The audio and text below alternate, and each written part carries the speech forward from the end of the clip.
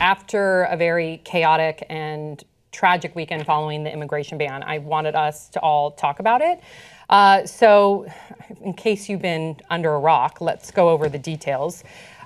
Trump's executive order, right? So this blocked U.S. entry for citizens of 7 predominantly Muslim nations: Iran, Iraq, Libya, Somalia, Sudan, Syria, and Yemen for 90 days. It also suspended entry of all refugees for 120 days, and then it barred Syrian refugees indefinitely. So when that occurred, first of all, people were midair. People that had been vetted, that had green cards, visas, they were on their way here. JFK had a number of these immigrants detained, and there was uproar. Okay, so there was all kinds of different protests at JFK. We'll get into how there was a taxi strike that led to a whole different story. We're going to talk about that story too, with the taxi strike and delete Uber and all of that. That's a different part of it, but it's connected. But speaking of the immigration ban, which many are using the hashtag Muslim ban, because again, these are 7 predominantly Muslim nations. And, you know, Donald Trump did tout this as a Muslim ban during his campaign. And people feel that this is an attack on their religion, and they feel that this is further perpetuating this rhetoric of xenophobia and of Islamophobia. So we're going to talk about our thoughts. I'm sure you guys were all tuned into social media, to the news. I'm not sure if you guys went to any of the protests. There was a protest at LAX yesterday between 1 and 4. And there's been so much divisiveness, but at the same time, and we talked about this in the last story because we just also covered Quebec City and the 6 people that died there from the terrorist attack on the Muslims in that mosque. So please make sure that you see that story as well. But, you know, we also have seen from both sides, from Republicans and Democrats, and we talked about that in the last story, where they are calling this unconstitutional, where they are calling this un-American. Federal judges began stepping in on Saturday. They request for Trump to halt this. In fact, one federal judge in New York temporarily blocked the deportations nationwide, and her ruling was followed by similar decisions by federal judges in California, Virginia, Seattle, and Boston. Yeah. So much here, so much to cover. So please just fill in the blanks. Well, what I love about the judge putting a temporary stay on the executive order is that I was talking with my girlfriend last night, who is a lawyer, and she was like, I bet you that Trump had no idea that judges could do that the right. Judicial branch could step in this way. And the swift action that we saw from the federal courts is amazing and should absolutely be applauded. By 9 p.m. on Saturday, they had a ruling. Trump signed the executive order at like 4:24 p.m. on Friday. So that is amazing. Swift justice. However, the immigrants who are stuck at these airports cannot actually enter the country. That's where the ruling sort of stops. They are sort of trapped at the airport. Have you ever seen the movie with Tom Hanks, The Terminal? I would liken it to sort of that's what they're living in right now, in a temporary limbo until we figure out what's going to happen and is this ruling constitutional. So that's just something to keep in mind. There are people now sort of stuck at airports, people with families that are not able to get through. And there's a lot, before you jump in, also to piggyback on what you said regarding the judge, there's also the ACLU has been incredible. There's been a lot of people donating to the ACLU, and there's been a lot of immigration lawyers pro bono there at the airport helping the detainees. 11 million over in 48 hours. Yep. Slapdash is the word I'd use to describe everything that's happening right now. Just so everyone knows, the defense, the Secretary of Defense was briefed on this just hours before it happened. It is very, very sloppy the way that it goes down. And in the aftermath, a lot of the stopgap measures that we see taken by federal judges and the ACLU are not ideal either, because of how crazy quick this just kind of was tossed on everyone, originating with Trump's campaign promise to like block all Muslims from entering the country, which he slowly walked back. It's in this situation, when you have an executive order thrown out that fast, you have to then, if you're a lawyer trying to stop it, find clients.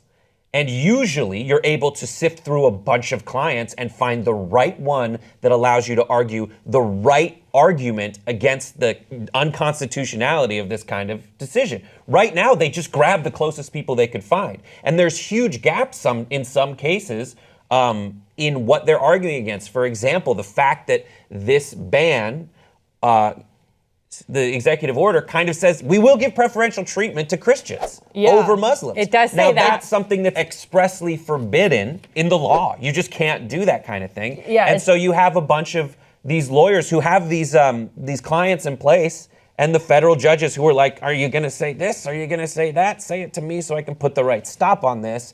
Because a lot of folks are criticizing some of these judicial statements allowing the stay based on what lawsuits brought. They leave out like First Amendment protections for freedom of religion. Yeah, and I think that's really important. That's in the executive order. It says to prioritize refugee claims made by individuals on the basis of religious-based persecution, provided that the religion of the individual is a minority religion in the individual's country of nationality. Which is so when horseshit. people are saying that this is a ban on just these countries and it's not a Muslim ban, that's horseshit, because you're talking about Muslim majority countries. Right. Those were the 7 countries that were targeted. However, you are exempt if you are a Christian or if you're Jewish or if you are not in. So it is a Muslim ban, and there's no way around that. However, I would like for us to talk about the countries that were not included in the order. But like before Saudi you move on, Arabia, Iraqi Sunnis, I think it's Sunnis. Iraqi Sunnis are the minority religion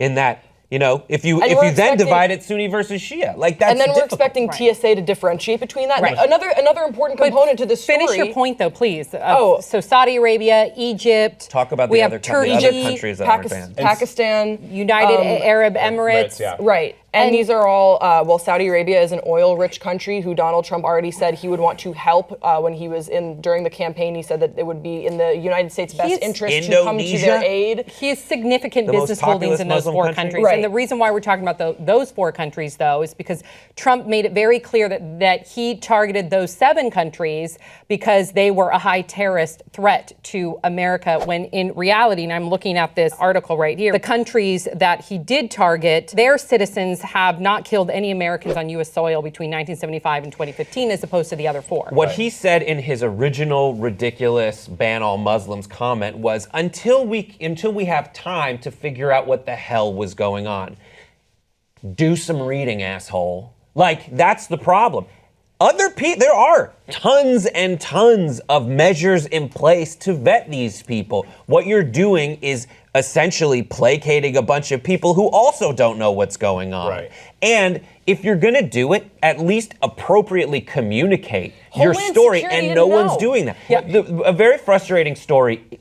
This is just to give you an idea of what's happening in the airports right now. There is a PhD candidate who was returning home from her country of origin, and she was stopped by customs officials who profusely apologized the whole time. I'm sorry, we have to do this. Right. And then part of the vetting process to see if her existing green card, she went to the same school as Ivanka Trump. Like, she is She'd already been vetted. She's lived in America since Right. 1993. Right. She just has dual citizenship or residency and citizenship abroad. But the thing is, the customs official who's there to question her based on her affiliations relative to the political situation in her country of citizenship, the customs official doesn't know anything about Right, that. and then- So she then has to say, like, okay, so it starts in 1865 with the colonization of Britain. Like Right, and that's a really good point to bring up, because what we're seeing is TSA agents and people working in airports are sort of caught in between. So you have an executive order, and then you have the judicial branch saying, actually, there's a stay on this. But what it comes down to, it's not Trump standing in front and not allowing people through customs. It's everyday lower level workers that are like, I don't know what the fuck to do. Right. You have ACLU lawyers coming in saying, well, no, you have to let them through. But then you have this executive order from the president of the United States saying, no, you can't. And so no one knows what's happening here. And it's all just sort of a giant clusterfuck of what's going to happen. And obviously, Donald Trump didn't go through the proper checks and balance system and, look because- through- Of course he didn't. and talk with his team and Homeland Security about His what was goal happening. was to detain 350,000 immigrants, refugees. 103, I believe, were detained. And then he had to kind of eat crow. And he went on Twitter and he said in so many words, the reason why it wasn't as successful as he wanted it to be is because the Delta systems were down, and that there was that there was a strike, and then from the taxi organization, and that there were protests. So it was, first of all, what he intended to do was a failure. But before he went on to retract, he did say, quote, my order's going along quite nicely. Oh yeah, he's defending It's it. not. He's defending it. Of course he is, but here's the thing though too, you guys. I mean, look, with all this said that's happening, you always hear the sentiment, if we don't learn from history, we're doomed to repeat itself, right? A friend yesterday said this is not in so many words. This could turn out as bad as the Holocaust, as far as this is like by us allowing Trump to tell these people they can't come into America, the home of milk and honey, the land of milk and honey, opportunity. What's next? Asians, blacks? I mean, and plus when your constituents are saying, yo, homie, this is really fucked up. People that supported you initially, that were in your corner are now being like, wait a minute. Some of them are being silent, though. You have his vice president who in 2015 said that it would be offensive and unconstitutional, this is Pence, said it would be offensive and unconstitutional to have a Muslim ban. Guys, he's been silent. I mean, you're saying it's a Muslim ban, and then you're also saying that it doesn't ban a bunch of Muslims. So that's... Well, people are calling it a Muslim ban because... That's an indelicate way to put it. People are calling it a Muslim ban. Right. Yes. Okay. And you can't, many Muslims feel like it is a ban on them and their religion because so many people are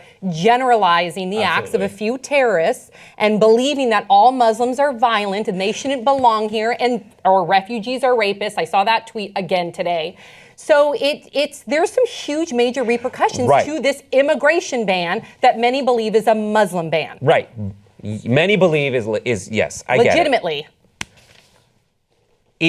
What is going to happen, and always happens, it's the Trump move. You have a freedom butthole, right? To be indelicate, you have a freedom butthole, and it's this tight when you're born. It's very small. What Trump's move is, and you'll see it today, you'll see it tomorrow, you'll see it as long as we allow it to happen, is he'll start by shoving a giant dildo in your freedom asshole, and you'll be like, fuck! And he'll be like, oh, that hurt? He'll take it out, but then he'll put just a slightly smaller dildo in your freedom asshole. And your freedom asshole will be like, all right, that feels a little better. Okay, I can't really be mad because he stepped it back. That's a terrible dynamic. And if you say there's a Muslim ban, and he'll come back and say, well, it's just on the 7 countries that President Obama said we should have stricter policies against. You have to be able to say something after that. And that thing to say after that. I agree with you. And that's an important thing because a lot of people have been citing the 2011 executive order that Obama signed halting the Iraqi refugee program, or halting issuing visas to refugees from Iraq. And this was very shitty, and he did get a lot of flack for it, not as much as we're seeing now because it is entirely different. Very different. Now, did we abandon a lot of people that helped us in the war in Iraq because of this halt in 2011? Absolutely. It was shitty, and it wasn't a good idea. But it's different because it was isolated to one country. It was not religious-based. And if you look at the executive order and the exemptions that it makes, it is absolutely religious-based in these 7 countries. And he talked to people beforehand. But President Obama also at the time... He vetted the right people. People knew before he signed this executive order. They were very careful of the language. Yeah. Language sets a precedent. They were very careful to not make sure that people would use it as a way to create inflammatory statements and to almost bolster their own prejudice against a specific religion. That's another thing that I would like to point out. Please, if you have Wikipedia, go to look up executive orders from the past, 8 years. And let's back it up so it's not just Barack Obama. Let's go back up 12 years. I was going back 16 years. The way that this executive order is written is particularly terrifying for me because that's not how executive orders should read and should sound, and it's incredibly lengthy. And I think that part of the reason why it's so long, like you can digest an executive order from Barack Obama even if you disagree with it because it's like a couple paragraphs long. You get what it's about. This executive order is so verbose, and it's meant to, I feel, confuse the people that are reading it. You don't exactly know what's going on here, and it has all these different clauses and different sections. It's meant to sort of confound the reader. Government should be accessible to the people. The government has to serve the people, and executive orders like this are terrifying because they serve to confuse the people, so you don't know what's going on. Not to mention there's been a number of different security analysts and experts, and again, we brought up, like in the other video, different Republican senators speaking forward that this plays into the hands of ISIS and terrorism, that this is not the right way to go about it. Of course, there needs to be immigration reform. Of course, there's already, stringent vetting processes, but there still needs to be reform. But this right here is only helping. That's what they want. That's what ISIS wants. They want Islamophobia. They want xenophobia. They want us to be fearful. Exactly. They want to So they can- capitalize on that. So why isn't Trump speaking to these people that have experience and expertise when it comes to security issues, when it comes to terrorism? Why is he not trying to do it the way where you're not actually playing into the hands of the terrorists? And so many people are defending him. Right. There's a great sketch by this duo Mitchell and Webb. They're British, and it's a sketch that takes place in the the SS training camp from World War II. They're on the battlefield looking at planning. And one guy, they're in SS uniforms, which have skulls on them. And the one guy shows up and goes, have you seen our hats? They've got skulls on them. Are we the bad guys? Wow. And that's how I feel watching all this. Black sites, torture, and then, a strict ban on Muslim countries that it just flies in the face of decency and just really due process. Right. And it makes me, what are we the bad guys? Because essentially what it feels like also is that we have a world wrestling entertainment villain as president, and he thrives on pissing people off. You're absolutely right. So what can we do? What can we do? We can donate to the ACLU. We can protest. We can. I love seeing, though, even though it has been very sided, and as you said, people go to their corners. At the same time, I love seeing that there are people like Lindsey Graham and Senator John McCain that are coming forward saying that this is not constitutional, this is not right. Also, Canada's been the example, with their prime minister tweeting out, you had a tweet, right? Absolutely. That was thrown in his face after the fact. That goes back to the Quebec City terrorist attack, which is horrific, but I stand behind this. This is exactly where I wish America would land. Will you read the tweet? Absolutely, Sam. Justin Trudeau says, quote, "To those fleeing persecution, terror, and war, Canadians will welcome you, regardless of your faith. Diversity is in our strength. Hashtag welcome to Canada." Got close to 1 million likes and almost 420,000 retweets. Right, because that's what, at the end of the day, that's what America's about, right? We're The all core immigrants. values, exactly. And let's not, of course, again, there's a legitimate fear when it comes to terrorism, but let's not blow it out of proportion. I forget the meme that was going around, or it was rather a chart with statistics where it showed where most of the deaths in America, where they come from, whether it be gun violence, I think other was like toddler